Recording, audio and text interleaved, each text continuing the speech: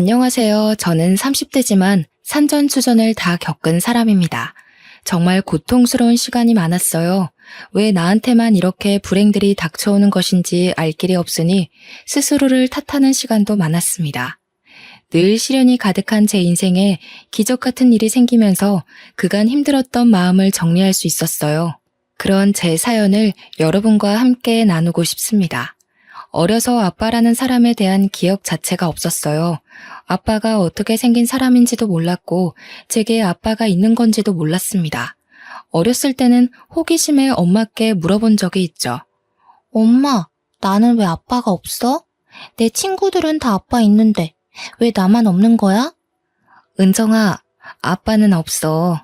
대신 우리 은정이는 엄마도 있고 할머니랑 삼촌도 이모도 있잖아. 그건 내 친구들도 다 있대. 나만 왜 아빠가 없는 거야? 내가 잘못해서 없는 거야? 그렇지 않아. 아직은 은정이가 너무 어려서 엄마가 말해도 잘 모를 거야. 이건 어른들만 알 수 있는 얘기거든? 그러니까 나중에 우리 은정이 키 더 크면 엄마가 말해줄게. 이날 처음으로 엄마의 눈물을 봤습니다. 저를 재워주시고 방에 가신 엄마를 뒤따라갔는데 소리도 못 내고 흐느껴 울고 계신 모습을 봤죠. 그때부터 전 무의식적으로 알았던 것 같아요. 아빠 얘기를 하면 엄마가 아주 슬프고 아프다는 걸 말이죠. 외가 식구들도 엄마처럼 아빠 얘기를 꺼리는 게 눈에 보였습니다. 그래서 그날 이후 단 한 번도 아빠에 대해 물어보지 않았어요. 저렇게 힘들어하는 건 다 이유가 있다고 생각을 했습니다. 크면서 아무리 엄마가 온 힘을 다해주셨어도 부족한 빈자리가 느껴질 때가 있었습니다. 친구들과 함께 분식집을 가서 떡볶이를 먹어도 어제 우리 아빠가 뭐 해줬다? 라는 말만 나오면 저도 모르게 움츠러들었어요. 아빠가 없는 게 결코 제 잘못도 아닌데 영문을 모른 채 지내서 더욱 그랬던 것 같습니다. 차라리 이혼을 했다던가 아빠랑 사별을 했다던가 뭔가 뚜렷한 이유가 있었으면 그렇게 그립지도 않았을 것 같아요. 이런 아픔을 티내지 않고 혼자 가슴속에 간직하며 살던 저는 공부를 곧잘 하는 학생이었습니다. 엄마가 워낙 혼자서 저를 힘겹게 키우는 걸 알기에 좋은 성적으로나마 기쁘게 해주고 싶었어요. 학생 신분으로 제가 해드릴 수 있는 게 그것뿐이니 말이죠. 좋은 성적표를 보여드리면 엄마는 힘든 게 하나도 없다며 맑은 미소로 답을 해주셨고 그 미소를 보는 낙에 열심히 공부를 했습니다. 저에게 엄마가 전부인 듯 엄마에게 저도 전부였기에 서로 행복하게 해줄 수 있는 유일한 존재로 살았죠. 그렇게 좋은 성적을 쌓다 보니 대학교 진학을 앞두고 선생님들의 기대가 컸습니다. 진로 상담을 할 때도 손꼽히는 대학에 갈 수 있다며 어디를 희망하냐고 물으셨죠. 그렇지만 저는 대학 진학을 하고 싶지 않았어요. 집 형편을 뻔히 아는데 제가 대학에 가면 돈도 많이 써야 할 테고 그게 부담스러웠습니다. 여태 저 키우면서 고생하신 엄마가 이제 그만 힘드셨으면 했어요. 제가 대학을 가고 취업 준비를 하는 그 몇 년간 또 엄마는 몸을 혹사하며 일하실 게 뻔했으니 말이죠. 온몸 뼈 마디마디가 아프다며 파스를 덕지덕지 붙이고 살면서 딸 하나 잘 키우겠다고 고생하시는 모습 보는 게 더 힘들었거든요. 좋은 성적임에도 불구하고 대학 진학을 포기한다고 하자 선생님들뿐 아니라 엄마께서도 난리가 났습니다. 서로 큰 소리까지 내며 싸웠죠. 최은정, 담임 선생님이 전화까지 왔던데 너 대체 대학을 안 간다는 게 무슨 소리야? 그 성적에 대학을 왜 안 가? 나 취업해서 돈 벌 거야. 공부하고 싶어서 한 것도 아니고 학생 신분으로 엄마 기쁘게 해줄 수 있는 게 공부밖에 없어서 한 거였어. 난 공부를 더 하고 싶지 않아. 너 지금 그게 무슨 말이야? 대학도 나오지 않으면 사회에서 얼마나 따가운 시선을 받아야 하는데 엄마가 왜 식당 일이나 하면서 너 힘들게 키웠는데 배운 게 없어서야 배운 게. 그런 엄마를 보고도 대학을 안 가겠다는 소리가 나와? 대학을 나와도 취업 못하고 한량처럼 사는 사람도 많은데 꼭 가야 할 필요가 있어? 엄마도 모르잖아. 내가 대학 안 가고 성공할지 안 할지. 대학까지 가서 없는 돈 써가며 시간 낭비하고 싶지 않아.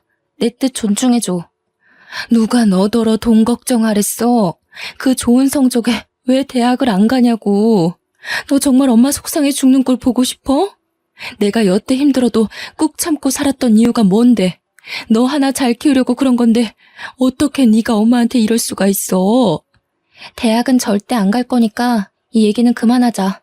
원서 접수도 안 할 거고 나 진짜 안 갈 거야. 엄마는 저를 볼 때마다 대학을 안 가서 꼴 보기 싫다며 일부러 저와의 대화를 피했습니다. 그렇지만 3천만 원 가까이 드는 돈을 내면서까지 엄마 등골을 휘게 만들고 싶지 않았어요. 저는 뜻을 굽히지 않았고 결국 대학에 진학하는 걸 포기했습니다. 솔직한 심정으로는 대학 가서 더 공부를 해보고 싶었어요. 더 넓은 미래를 보고 배우며 대학 생활이란 것도 해보고 싶었지만 생각할수록 미련만 남으니 애써 괜찮은 척을 했습니다. 그렇게 맞이한 20살은 정말 암담했습니다. 이제 갓 졸업한 제가 할 수 있는 것은 많지 않았어요. 고등학교 졸업이라는 신분으로는 마땅한 곳에 들어갈 수 없었고 저는 집 앞 마트에서 일했습니다. 마트에서 일하는 저를 보며 엄마는 한 소리 하셨죠. 그 좋은 머리로 겨우 마트에서 일하려고 대학을 안 간 거야? 요즘 널 보는 엄마 마음이 어떤 줄 아니? 이러지 말고 은정아, 내년에라도 대학 가자, 어? 너도 느껴봐서 알잖아. 대학 나오지 않으면 받아주는 곳도 없어. 엄마, 그래도 내 돈 내가 벌어서 쓰는 거에 의미를 두고 살 거야. 마트면 어때? 내 나이 또래 친구들은 다 용돈 받아 쓰는데 난 내가 벌어서 엄마한테 생활비도 줄 수 있잖아. 이게 내가 원하던 삶이야. 물론 엄마의 속상한 마음을 이해는 했지만 자꾸 저 말에 흔들릴까봐 더 냉정하게 벽을 쳐버렸죠. 마트에서 일하다가 편의점도 가보고 카페 일도 해보고 고깃집 아르바이트까지 가리지 않고 했습니다. 아르바이트만 전전하다가 보험회사에 취업해서 영업도 했었죠. 돈벌이는 충분히 되긴 했는데 아무래도 계약직이다 보니 오래 안정적으로 할 수 있는 일을 찾고 싶었어요. 많은 고민을 하던 끝에 저는 간호조무사 자격증을 따서 병원 일을 시작하게 되었습니다. 간호사 급여와 차이는 있지만 어쨌든 병원이란 곳이 망할 일도 없고 저만 괜찮다면 오래도록 할 수 있는 일이라 괜찮다고 생각했어요. 자격증을 따고 처음으로 취업하게 된 병원은 개인 병원이었지만 규모가 꽤 큰 곳이었어요. 그렇다 보니 직원들이 정말 많았는데 거기서 제가 가장 막내였어요. 처음이라 서툴렀고 욕먹으면서 일을 배워나갔지만 다른 직원들이 똘똘 뭉쳐서 일부러 저를 괴롭히더라고요. 뭐래도 똑바로 하라며 핀잔을 줬고 일을 못한다며 까내렸죠. 솔직히 아침에 눈 뜨면 출근하기 싫었던 날이 하루 이틀이 아니었습니다. 그러나 고작 저런 사람들 때문에 내 소중한 첫 직장을 잃고 싶지 않았어요. 매일 욕먹기 바빴고 잡무는 모두 저에게 시켜놓고 본인들은 놀기 바빴습니다. 그래도 묵묵히 주어진 일에 최선을 다했어요. 10명이 넘는 직원들이 본인들의 실수까지 저에게 덮어씌웠고 저는 막내였음에도 상부에게 이름을 떨칠 정도로 욕을 많이 먹었어요. 말 그대로 왕따 생활을 지속해 나갔지만 문득 그런 생각이 들었죠. 저렇게 살면 좋을까? 내가 당하는 모습을 보면 희열이 느껴지나? 라고요. 너무 당하고만 있지는 말자는 생각이 점점 들었습니다. 그나마 조금 버틸 수 있던 이유가 그 병원에 계시던 이사님 덕분이었어요. 이사님은 꽤 젊은 남성분이었는데 옷도 깔끔하게 입으시고 직원들을 존중해주는 모습이 참 좋은 분 같아 보였거든요. 그런 이사님은 직원들에게 괴롭힘 당하는 저를 내내 지켜보셨다고 합니다. 그리고 참지 못해 화를 내시고 말았어요. 이사님이 폭발하신 날은 주말 근무를 짜는 날이었어요. 매번 주말 근무를 제게만 몰아주는 바람에 몇 달째 제대로 쉬지도 못하고 있었습니다. 설마 이번에도 그럴까 싶었는데 역시나였죠. 자, 이번 주말 근무는 누가 서기로 했어요? 아, 그거 은정쌤이 한다던데요? 돈 많이 벌고 싶나 봐요. 주말 근무를 아주 싹 쓸어 가네요. 은정쌤 주말 근무할 거예요? 본인 의지가 맞아요? 아, 죄송하지만 이사님, 몇 달 내내 주말 근무 세우시는 바람에 한 번도 제대로 쉰 적이 없어요. 너무 힘들어서 못하겠어요. 뭐야, 아까랑 말이 다르잖아. 왜 그래, 은정쌤? 저랑 무슨 대화를 하셨나요? 안 하셨잖아요. 매번 저랑 대화도 안 해놓고 마치 제가 그렇게 하겠다고 한 것처럼 말씀하지 마세요. 저도 더는 못 참겠네요. 이럴 줄 알았어. 다들 은정쌤 너무 괴롭히는 거 아니에요? 이거 해고 사유에 포함되는데 다들 계약서 제대로 안 읽어봤나 봐요? 가족보다 오랜 시간 함께 있어야 하는 우리 직원들 사이에서 이런 일이 생기는 게 믿기지 않네요. 제가 알게 된 이상 이 시간 이후로 같은 일이 반복되면 조치 취할 거니 그렇게 하세요. 이사님은 정말 단호하게 직원들에게 경고를 해주셨어요. 솔직히 너무 감사했습니다. 그렇다고 해서 저 직원들이 저를 괴롭히던 게 하루아침에 사라지진 않았지만 슬슬 눈치는 봤죠. 이사님 말씀도 있고 저 역시 발끈해서 성질을 부렸으니 눈치가 보이겠죠. 하나라도 더 챙겨주고 싶어 하시는 이사님과 있는 시간이 많아졌고 제게 직접 일을 시켜주셔서 직원들과 부딪히는 일이 줄었습니다. 그렇다 보니 병원에서 웃는 시간이 점점 많아졌고 이사님에게 저도 모르게 사심을 품었어요. 감히 신입 주제에 이사님을 좋아한다는 게 저 자신도 웃겨서 마음을 감췄습니다. 그러나 사랑하는 마음이란 게 어디 숨겨지나요? 표정에서부터 벌써 티가 나는걸요. 결국 이사님은 저에게 저녁에 끝나고 술 한잔을 하자고 하셨죠. 너무 설레는 마음에 그날 일이 손에 잡히지 않을 정도로 두근거렸습니다. 이사님과는 이날 이후로도 같이 저녁을 먹거나 휴무를 맞춰서 데이트를 즐겼습니다. 그리고 고백을 받았고 진지하게 만나게 되었죠. 제 인생의 첫 남자인 그 사람은 병원에 있는 악의 무리로부터 저를 지키고자 더 노력을 해줬어요. 그러다 결국 저희 두 사람이 연애 중이란 사실을 하필 입이 제일 가벼운 직원에게 들켰죠. 병원 전체에 소문이 퍼지는데 30분도 안 걸린 것 같습니다. 순식간에 퍼진 소문에 안 그래도 절 미워하고 괴롭히던 직원들은 입에 걸레를 물었는지 앞에서 대놓고 저를 따돌렸습니다. 이사님이 저희 병원에서는 올려다볼 수 없는 나무 같은 존재였거든요. 그런 이사님을 그토록 미워하는 제가 가져버렸으니 배가 아플 만도 하죠. 연애 중인 걸 안 이후부터는 말로 표현할 수 없을 정도의 괴롭힘을 당했습니다. 그 전까지는 업무로 괴롭혔다면 이제는 인격 모독을 하며 저라는 사람 자체를 괴롭히기 시작했죠. 아무리 독한 저라도 도저히 견딜 수가 없었습니다. 결국 퇴근길에 주저앉아 울어버렸죠. 나 정말 여기 못 다니겠어.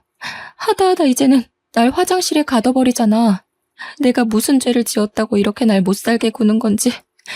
버티려고 했는데 더 이상은 못 버티겠어. 이 사람들이 대체 왜 그러는 거야? 당신 너무 잘나서 질투나서 그런 것 같아.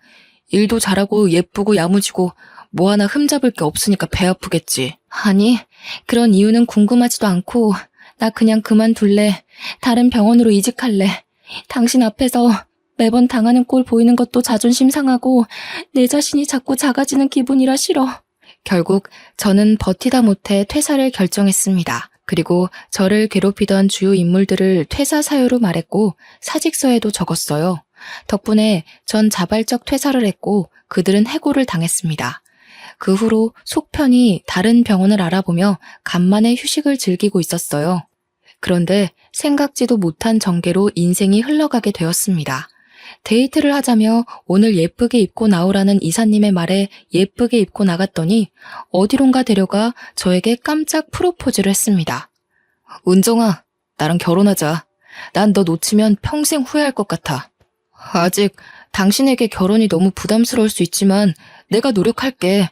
당신 스트레스 받으면서 병원 일 그런 거 안 해도 괜찮고 편하게 집에서 놀아. 나만 믿고. 갑자기 이게 뭐야. 솔직히 고맙기는 한데 나 아직 모아둔 돈도 별로 없고 너무 어린 거 알잖아. 이런 내가 결혼 생활을 잘할 수 있을까? 그냥 마음만 받을게. 내가 있잖아. 당신은 나만 믿고 와. 갑작스러운 이사님이자 남자친구인 그의 프로포즈가 당황스럽긴 했으나 내심 좋았습니다. 결혼해서 안정적으로 살고 싶었고 예비 남편과 함께라면 두려운 게 없었죠. 제가 모아둔 돈이 넉넉한 것도 아니었고 엄마한테 손 벌리고 싶지도 않아서 대부분 남편이 비용을 대줬어요. 형편껏 살면서 더 늘려가자고 서로 다짐을 했고 저희 두 사람은 24평형 아파트 전세에서 시작했습니다. 둘이 살기에도 넉넉했고 아이가 태어난다고 해도 문제없는 집이었어요. 새 출발을 한 후 저는 남편이 말한 것처럼 백수가 되어 살림을 했습니다. 그러나 몸도 건강했고 젊은 제가 아이도 없는데 살림만 하는 건 너무 무책임하다고 생각했어요. 나중에 아이가 태어났을 때를 대비해서 뭔가 할 수 있는 일을 찾았습니다. 그러다 집에서도 쉽게 할 수 있는 편집을 배우게 되었어요. 나라에서 도움받으면 무료로 배울 수 있는 것이 있어서 국비 지원받아서 영상 편집 공부를 했습니다. 처음 해보는 건데 꽤 흥미를 느껴 프리랜서로 새로운 시작을 하게 되었어요. 이런 저를 보며 남편은 늘 칭찬을 아낌없이 해줬습니다. 우리 와이프가 최고야. 그냥 집에서 쉬라니까. 이런 걸 공부해서 돈벌이까지 하고. 진짜 내가 여자 하나는 제대로 만났어. 아직 애도 없는데 그냥 놀기에는 조금 그렇잖아. 몇 푼이라도 벌어야지. 늘 고맙고 대단해. 당신은 정말 최고의 여자야. 남편은 제게 늘 대단하고 최고의 여자라는 말을 많이 해줬어요. 한때는 자존감도 떨어지고 자신감도 부족했던 제가 남편에게 늘 이런 말을 듣다 보니 어느새 어깨가 으쓱해졌습니다. 편집 일을 시작하면서 제 하루는 달라졌어요. 기존에는 살림하고 청소하고 남편이 퇴근하길 하염없이 기다렸다면 이제는 오전에 집안일을 모두 끝내두고 일을 했습니다. 제가 일을 많이 할수록 돈은 더 벌리는 구조라서 새벽에도 안 자고 일을 할 때가 많았어요. 물론 피곤하긴 했으나 노는 것보다 돈 버는 게 더 좋았습니다. 남편과의 결혼 생활은 안정적이고 순탄하게 흘러갔고 그런 저희 부부를 보며 친정엄마는 기뻐하셨어요. 너무 일찍 시집가는 딸이 걱정되셨을 법한데 잘 사는 모습을 보여드릴 수 있어서 저도 좋았습니다. 그러던 중 시댁에 문제가 생겼습니다. 시모가 동네 친구가 추천하는 종목에 잘못 투자를 했다가 사기를 당하고 말았습니다. 말 그대로 하루아침에 몽땅 재산을 잃게 되었죠. 재산이라고 할 정도로 여유로운 건 아니었으나 자가집이 경매로 넘어가는 상황에 이르렀어요. 이어 개인 회생까지 해야 했습니다. 그제서야 시모는 저희 부부를 찾아와서 말했어요. 내가 미안하지만 지금 상황이 너무 안 좋아. 동훈이 너희 아빠는 엄마가 사고 한 번 쳤다고 바로 이혼하자고 하고 연락도 안 받고 엄마가 지금 갈 곳이 없어. 그 집도 이제 곧 경매로 넘어가서 빼줘야 하는데 어쩌면 좋니? 그러게 왜 무작정 투자 같은 걸 하셨어요. 세상에 믿을 사람이 어딨다고. 제가 늘 말씀드렸죠. 사람 믿지 말라고. 막말로 그렇게 투자해서 일확천금을 얻을 기회가 있으면 생판 남인 엄마한테 하라고 하겠어요? 본인 가족들이랑 하겠지. 이미 지난 일인데 이제 와서 그렇게 말한다고 뭐가 달라지겠어. 난 어쩌면 좋지? 저도 모르죠. 엄마가 일은 다 버려놓고 저한테 뭐 어떡하라고요. 내가 갈 곳이 있어야 돈을 벌든 할 텐데 당분간이라도 여기서 신세 좀 져야겠어. 오갈 곳이 없어지자 저희 집에서 함께 살자고 제안을 하는데 솔직히 불편할 것 같아서 싫었습니다. 제가 집에서 내내 일하기도 했고 시모랑 합가하는 건 원치 않았어요. 그러나 상황이 저러니 어쩔 수 없이 합가를 하게 되었습니다. 시모는 분명 저희 집에서 살며 일을 하겠다고 말씀을 하셨지만 여전히 백수 생활을 하며 팔자 편하게 지내셨어요. 몇십 년을 함께한 시부에게 이혼당하고 집도 날려먹었는데 혼자만 천하태평이었죠. 그런 시모를 보는데 대단하다 싶었습니다. 아마 저희 친정엄마라면 밤낮 가리지 않고 어떻게든 일해서 먹고 살려고 노력하셨을 텐데 라는 생각도 들었어요. 더 웃긴 건 시모와 합가를 한 후 저한테 시집살이를 시키는 거예요. 본인이 사고쳐서 합가를 하게 된 상황인데 며느리인 저를 몸종 다루듯 부려먹기 시작했습니다. 저 역시 집에서 내내 일을 하고 있는데 시모는 프리랜서로 편집 일을 하는 저를 이해하지 못했습니다. 얘, 또 방구석에 처박혀서 컴퓨터나 하고 있는 거야? 대체 온종일 그 앞에서 뭐하니? 그러고 있으면 뭐 돈이 나와? 어머님, 말씀드렸잖아요. 저도 일하는 거라고요. 여기 앉아서 노는 게 아니에요. 시끄럽고 뭔가 출출한데 잔치국수 좀 말아서 줘봐. 딱 오늘 날씨도 흐린 게 잔치국수가 당기네. 어머님, 저 이거 빨리 해서 넘겨줘야 해요. 그럴 시간이 없어요. 국수 만드는데 얼마나 걸린다고 유난이야. 세상에 너만 일하니? 그럼 시애미인 내가 직접 국수를 말아 먹어? 어머님, 제가 이 방에서 일할 때는 그냥 회사에 있다고 생각해 주세요. 회사에 있는 며느리 불러다가 국수 말아달라고 하실 거 아니잖아요. 이게 가만 보니까 너 나 무시하니? 집 좀 날렸다고 지금 무시하는 거야? 네가 뭔데 시애미 말에 토를 달아. 시끄럽고 당장 국수 말아와. 시모는 아무리 설명을 해줘도 이해하려 하지 않았습니다. 다 떠나서 눈치라도 볼 법한 상황인데 전혀 그렇지 않았어요.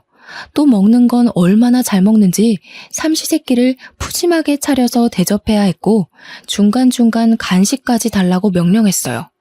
라면 하나를 먹더라도 부재료를 푸짐하게 넣어서 보기 좋게 대접해야 만족을 하는 사람이었죠. 저 같으면 아들 며느리 볼 면목이 없어서 시집살이는커녕 뭔가를 시키지도 못할 것 같은데 시모는 달랐어요. 근데 웃긴 건 저랑 둘이 있을 때만 저런 행동을 했고 남편이 함께 있으면 괜히 저를 챙겨줬죠. 어머님, 내일 간식으로는 뭐 해드릴까요? 오늘 장 좀 미리 보려고요. 예, 바쁜데 무슨 내 간식까지 챙기려고 그래. 누가 보면 내가 간식 매일 해달라고 한 줄 알겠다. 어머님, 제가 만드는 간식 아니면 안 드시잖아요. 간식? 엄마, 간식을 이 사람이 직접 만드는 거야? 당신도 일하느라 바쁜데 간식 만들 시간이 어딨어. 지금 밥도 삼시세끼 다 차려주고 있잖아. 엄마, 이러려고 집에 들어온 거야? 이 사람 시집살이 시키지 마, 왜 그래?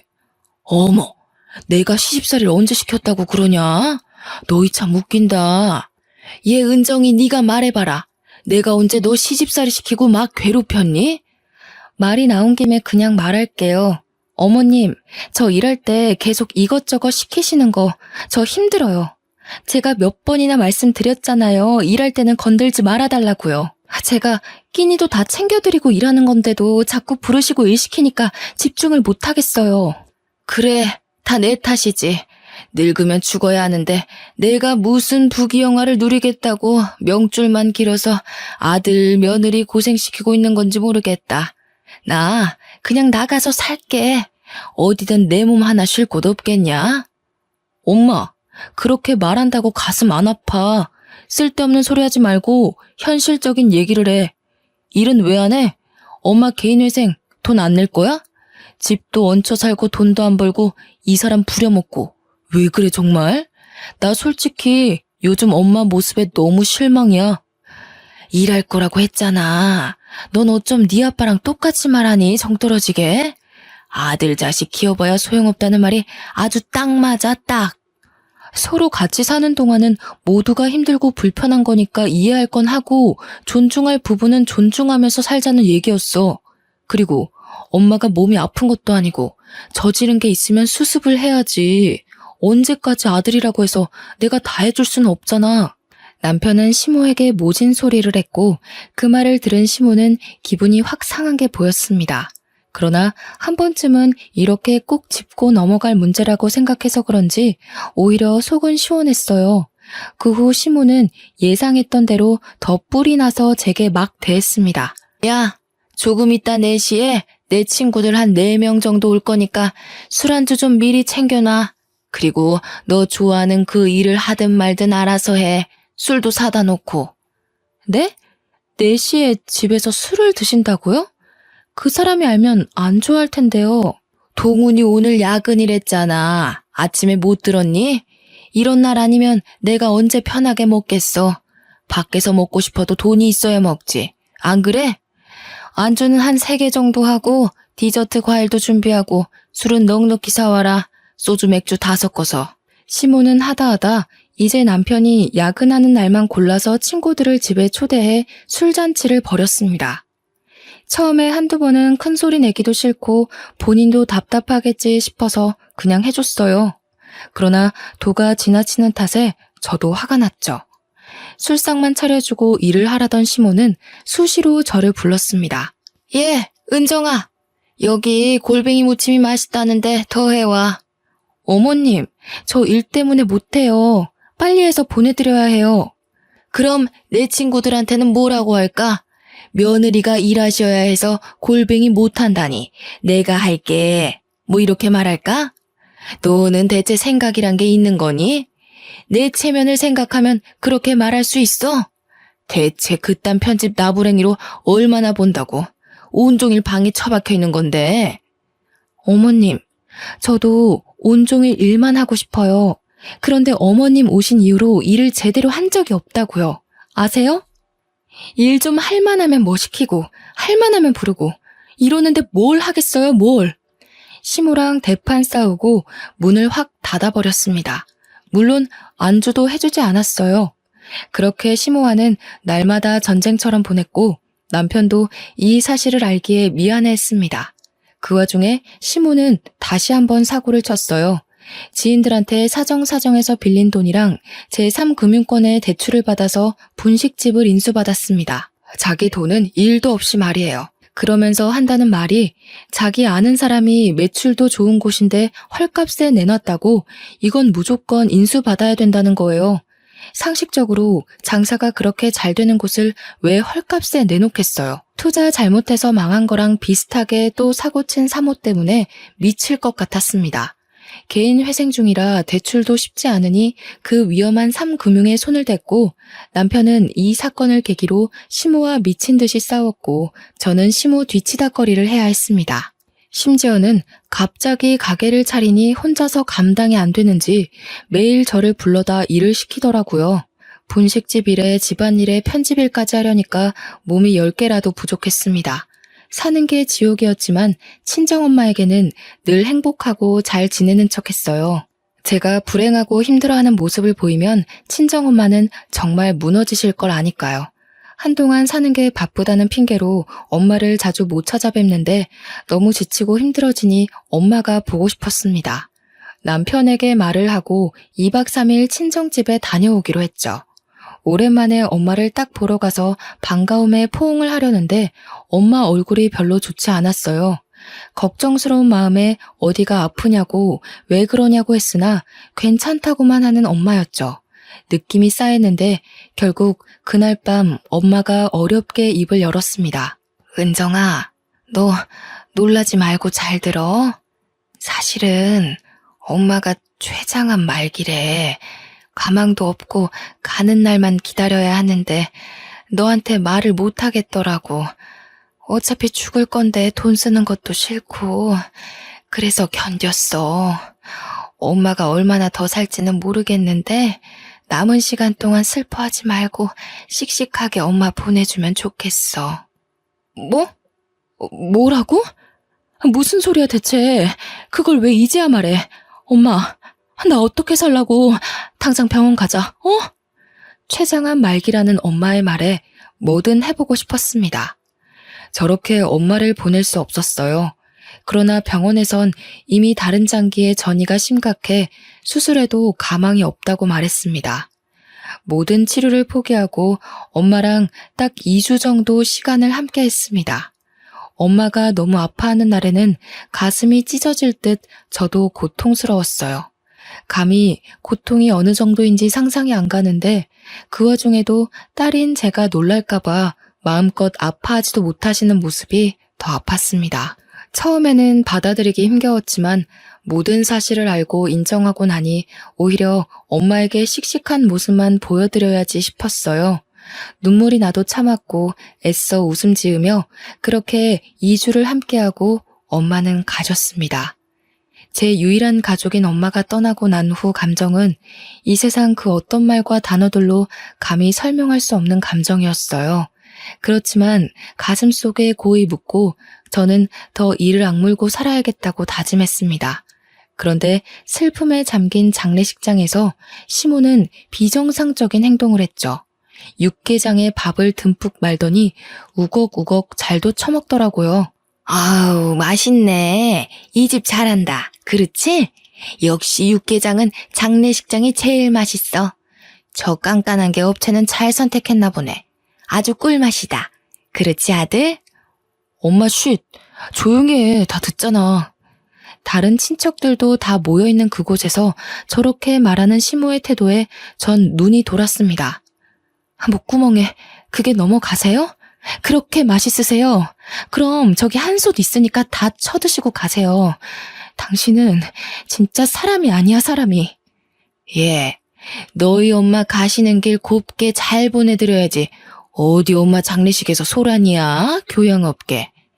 시모와 미친 듯이 싸우다 문득 엄마의 영정 사진을 보는데 힘이 다 풀렸습니다. 그렇게 행복한 줄 알았던 딸의 실체를 마지막 가는 길에 보여드린 것 같아서 죄송했어요. 더 못난 모습을 보이기는 싫어서 제가 참았습니다. 겨우 꾹 참고 있는 제게 시모는 배불리 육개장을 2그릇이나 먹고서는 오더라고요. 꼴도 보기 싫어서 아는 척도 안 했습니다. 예, 조의금은 얼마나 들어왔냐? 그건 또 왜요? 제발 그냥 가세요. 아니 사람이 꽤 온 것 같은데 그럼 조의금도 넉넉할 거 아니야. 그 돈 좀 빌려줘. 대체 정말 당신이 사람이세요? 지금 저희 엄마 장례식 중인데 조의금을 빌려달라는 말이 나오세요? 아우 야, 사람이 태어났으면 다 죽는 거지. 죽는 게 뭐 대수라고 유난이야. 조의금은 돈 아니냐? 돈 빌려달라는 게 잘못이야? 끝까지 미친 짓을 하는 시모의 머리채를 당장이라도 쥐어 뜯어버리고 싶었는데 정말 꾹 참았습니다. 아마 엄마 장례식이 아니었다면 난리가 났을 거예요. 그렇게 겨우 엄마를 보내드렸고 이후 전 시모에게 정이 완전히 떨어진 상황이었습니다. 쳐다도 보기 싫었고 방에 딱 문 잠그고 들어가서 나가지 않은 채 엄마를 회상했어요. 그러다 문득 뭔가가 떠올랐죠. 엄마가 떠나기 전에 제게 남겨주신 게 하나 있었습니다. 그건 사진 한 장과 목걸이 반지 세트가 담긴 상자였어요. 엄마는 제게 그것들을 꼭 쥐어주며 마지막 유언을 남기셨습니다. 은정아, 우리 딸 엄마 간다고 너무 슬퍼 말고 씩씩하게 알지? 그리고 이거 들고 최길수란 남자를 찾아. 꼭 찾아. 엄마, 가긴 또 어딜 가려고 그래. 어제도 간다 하고 엊그제도 간다더니 안 갔잖아. 그렇게 빨리 가고 싶어? 딸은 가슴 아파 죽겠으니 그런 말 좀 하지 마. 그리고 최길수는 누구야? 이것들은 다 뭔데? 꼭 이거 들고 그 사람 찾아갔어. 네가 최은정이라고 말해. 알겠지? 끝까지 엄마께서는 신신당부를 하셨어요. 그렇게 엄마를 떠나보내고 남편이 저를 위로해줬습니다. 그런 남편을 봐서라도 다시 우뚝 일어서려고 다짐했어요. 적어도 그 장면을 목격하기 전까지는 말이에요. 오랜만에 마트에 가서 장을 잔뜩 봐오는 길에 다시 한번 모든 게 무너졌어요. 남편이 차 안에서 어떤 여자와 애정 행각을 벌이고 있었고 그 둘은 저희 아파트 옆동으로 들어가더라고요. 뛰어들어가서 현장을 목격했는데 저는 그만 이성을 잃어버리고 말았죠. 근처에 잡히던 쓰레기통을 상간녀한테 던졌는데 남편이 상간녀를 보호하는 게 아니겠어요? 뭐 하는 짓이냐며 저를 확 밀치고는 상간녀를 안방에 밀어놓고 둘이서 대화하자고 말했습니다. 여보, 화나는 건 알겠는데 이 사람 홀몸 아니라고. 임신 중이야 지금. 애 잘못되면 어쩌려고 그래? 어차피 이렇게 된 거 그냥 다 말해줄게. 나 바람핀 거 맞고 들은 대로 임신 중이야. 너랑 이혼하려고 했는데 장모님이 갑자기 돌아가시는 바람에 말을 못했어. 그냥 하루빨리 정리해줘. 내가 한 100만 원은 너한테 줄 수 있거든? 자립하게 도와줄 테니까 그 돈으로 원룸 하나 구해봐. 야, 이 쓰레기 같은 놈아. 네가 어떻게 나한테 이럴 수가 있어? 100만 원으로 원룸을 구하라고? 이 버러지 같은 놈아. 그냥 나더러 살지 말고 죽으라고 해. 죽든 살든 그건 네 알아서 하고 우리 이혼하자. 나한테 애가 생겼는데 그럼 어쩌냐? 너가 키워줄 것도 아니면서. 내 옆에 붙어 있어봤자 너만 힘들어져. 정말 너무 믿었던 남편의 배신에 말이 나오지 않았어요. 엄마를 떠나보낸 것에 이어 남편의 배신까지 겪으니 정신적으로 견딜 힘이 없었죠. 이 와중에 가만두지 않겠다고 이를 바득바득 갈며 말했으나 주변에 잘나가는 변호사 지인들이 많은 남편은 콧방귀를 끼며 누가 이기나 해보자며 쉽게 가자고 했습니다. 그런데 억울하지만 정말 저는 돈도 힘도 없었어요. 소송할 돈이 있으면 생계비로 써야 하는 상황이었죠. 결국 허무하게 이혼까지 당하고 원룸 하나 겨우 얻어서 살았습니다. 인생에서 가장 힘든 시기가 언제냐고 물으면 바로 이때였어요. 하나뿐인 엄마를 잃고 너무 든든했던 남편에게 하루아침에 배신당한 후 이혼까지 당한 이 기분이 어땠을지 감이 잡히시나요? 그냥 딱 혀 깨물고 죽고 싶은 심정이었습니다. 솔직히 술로 버틴 날도 많고 폐인처럼 살기도 했지만 돌아가신 엄마를 생각해서라도 정신 차리고 집 근처 병원 여러 군데 지원서를 냈습니다. 경력이 있던 탓에 꽤 규모가 큰 종합병원에 합격이 되어 일하게 되었습니다. 먹고 살기 위해서 하루하루 일을 하는데 문득 엄마가 남겨주신 그 상자와 최길수가 누구인지 자꾸만 궁금해졌습니다. 인터넷에 검색해도 나오지 않는 이 사람은 누굴까 싶었어요. 저는 늘 가방에 지니고 다니면서 엄마 생각이 날 때마다 반지 상자를 꺼내보곤 했는데요. 이날은 속이 좋지 않아서 점심을 먹지 않고 홀로 데스크를 지키고 있었어요. 반지 상자를 꺼내보며 만지작거리는데 갑자기 대표 원장에게 데스크로 전화가 왔습니다. 원장은 지금 만지고 있는 상자를 들고 당장 진료실로 들어오라고 말하더군요. 무척 당황스러웠지만 우선 들어갔습니다. 자네 그 상자 어디서 났어? 그것 좀 보여줄 수 있을까? 설마 내가 아는 물건인가 싶어서 말이야. 좀 확인하고 싶은데. 네? 아, 이거 저희 엄마 돌아가실 때 저한테 쥐어주신 건데 아직 저도 주인을 못 찾아서 찾고 있는 중이에요. 아니, 이건 자네 혹시 최길수라는 사람을 찾고 있지 않은가? 자네 엄마는 어디에 모셨나? 내가 찾아가서 얼굴이라도 비춰야겠는데? 네? 혹시 최길수라는 사람 누군지 아세요? 안 그래도 엄마가 그 사람을 꼭 찾으라고 했는데 찾을 수가 있어야죠. 최길수는 내 옛날 이름이고 지금은 최연우라는 이름으로 살고 있지만 자네 엄마를 만났을 땐 최길수란 이름이었지. 알고 보니 최길수란 사람은 제 친부였고 평생 못 찾을 것 같던 제 친부는 제가 일하던 병원의 대표 원장이셨습니다. 그 목걸이와 반지는 아버지가 엄마한테 결혼 선물로 준 거였다고 해요. 친부라는 존재를 잊고 산 지 오래돼서 이 사실을 받아들이기가 힘들더라고요.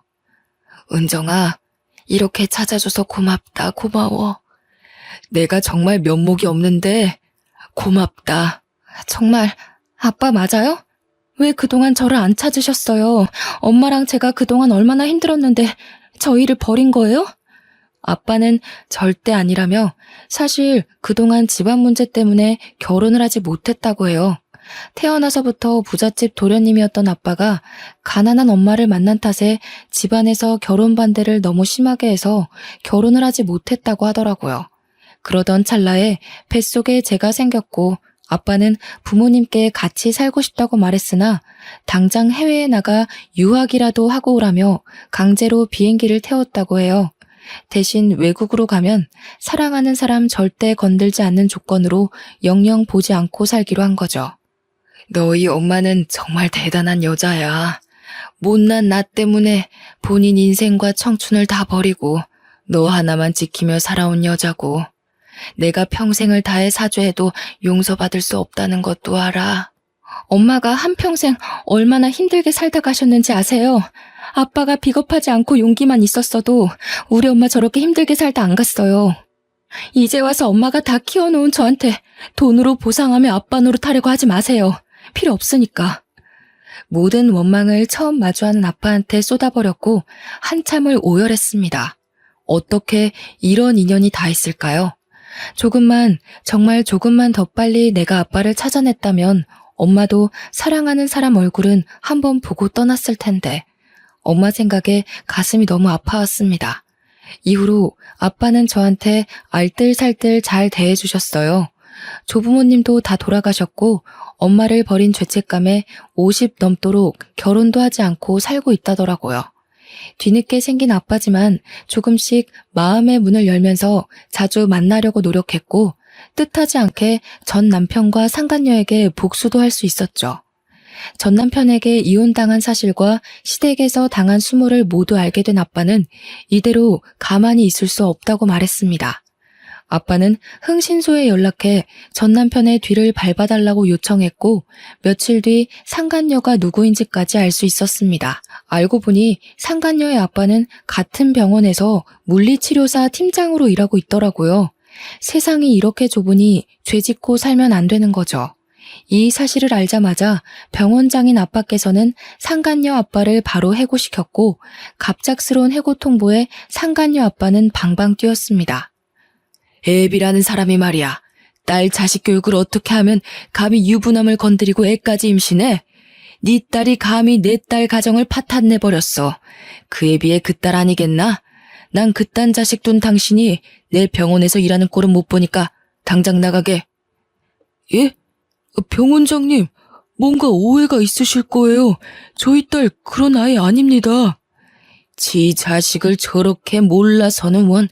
가서 물어보게. 그 뱃속의 아이가 이동훈이 새끼 자식인지 아닌지. 내가 그 정도도 확인 안 하고 왔겠나?